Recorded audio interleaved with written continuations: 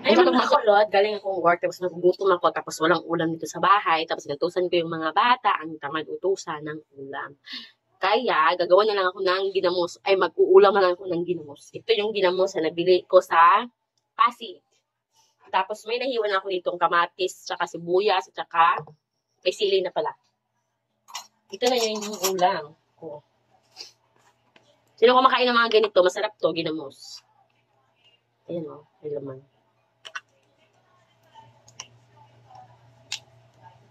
Yan.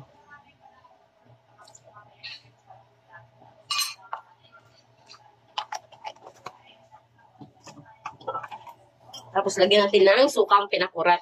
Yung ating ginamos. Ayan. Kunti lang.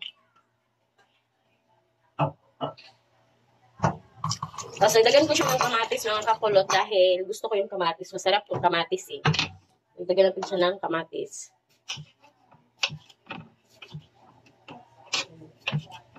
Hindi ba siya kita? Ayan. Ito yung kamatis na idadagdag natin dito. Ito. Ayan. Tapos maglagay tayo ng paminta. Ito paminta, kaunti lang. Tapos kaunting bitchin. Bitchin kaunti.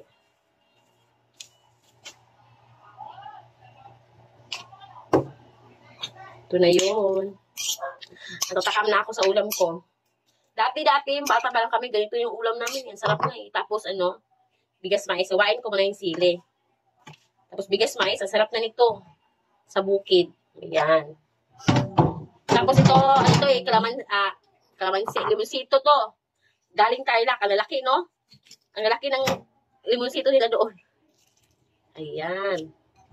Ayan, no? Ayan na siya. Salad na ginamos. Ayan. Ang sarap. Ngayon, kakain ako. Kaya nakakakulot, kain na. Kain na po ako kasi gutom na ako tapos may trabaho pa ako ng 2 p.m. May isang kliente pa ako ng 2 p.m. Kakatapos ko lang kasi ng aking first job. Kaya umuwi ako dito, nagugutom ako tapos walang ulam. Kaya ito yung ulam natin, masarap na ulam. Ayan. Ginamos. Daming ginamos. Ayan. Tapos yung mga sibuyas. At ulit, kailangan siya i-ano sa kanin, ikumot-kumot ba? Sarap.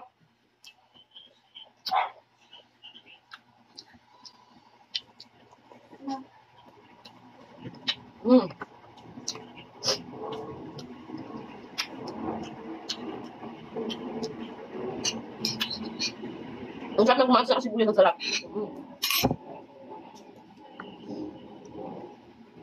Pamagay itong ulam, okay na okay. Yung ginamos.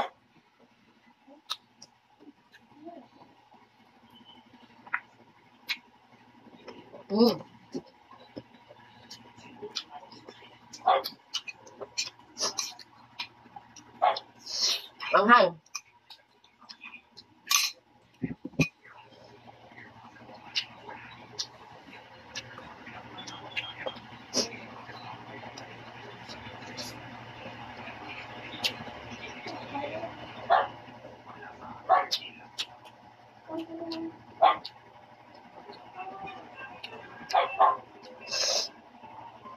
Ang sarap na sa balong ginamos.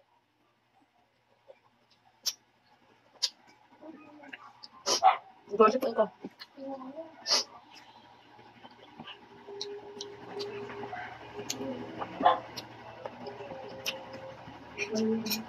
Naubos mo yung kamatis ko.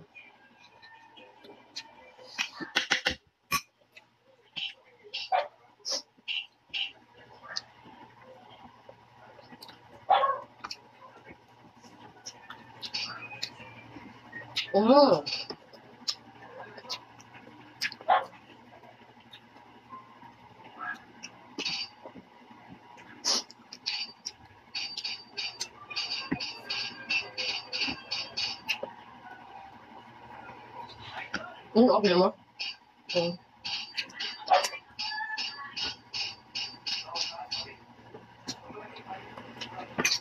May ginamos pa mga kulot, oh.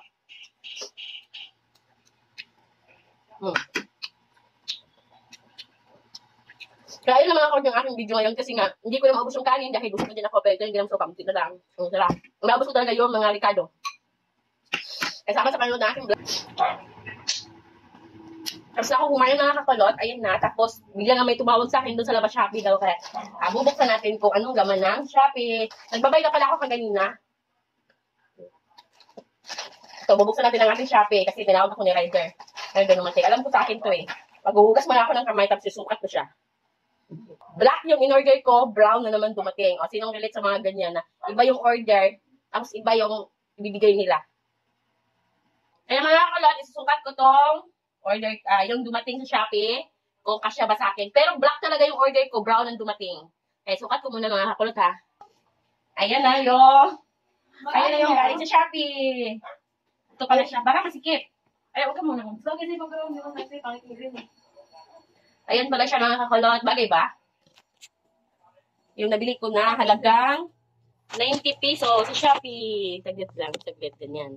Ay, hindi masyadong malabo. Ayan. Ito yun siya. Ito. Tapos yung chat ko pala malaki. Ito. Ayan talaga. Ito siya mga kakulot. Yung tumawag sa akin kanina habang kumakain ako. Kaya tinapos ko na lang yung aking kain. Sorry. Ito pala siya. Ayan. Ayan. Bagay ba? Kaya hindi siya kahaba. Talagang 90. 90 lang po to kasi free shipping na po. Ayan po. Thank you po sa panonood ng aking vlog mga kakulot. Babay na kasi papasok na po ako sa trabaho. Alauna 15 na. Kailangan ko makarating doon ng alas 2 sa aking second client. Bye mga kakulot.